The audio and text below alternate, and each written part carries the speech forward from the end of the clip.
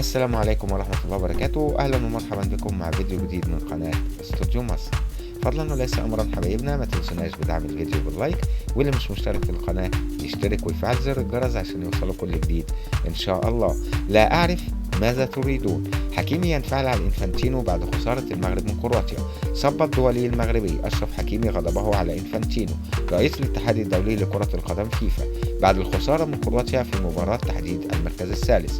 منتخب المغرب خسر بهدفين مقابل هدف في المباراة التي جمعت بينهما لتحديد المركز الثالث في بطولة كأس العالم بقطر، وكان قد سمح الاتحاد الدولي للقطري عبد الرحمن الجاسم لقيادة المباراة البرونزية، والتي شهدت اعتراضات كبيرة جدا من قبل وليد الركراكي مدرب المغرب ولاعبيه على الجاسم بسبب قراراته أثناء المباراة. كما أفاد يوهان كوجيسلان مراسل شبكة CVT الكرواتية إن حكيمي ذهب إلى إنفانتينو في الممر المؤدي إلى غرفة خلع الملابس ووجه له انتقادات حادة وبصوت عالي. وأكد يوهان أن حكيمي قال لإنفانتينو: هذه المباراة الثانية على التوالي التي تقومون فيها بقرارات ضدنا، ولا أعرف ماذا تريدون، وأنت بالذات ما خطبك. وأضاف يوهان أنه عندما أراد رفع الهاتف لتصوير ما يحدث، موظفين الاتحاد الدولي منعوه نظرا للحرج الذي تعرض له إنفانتينو.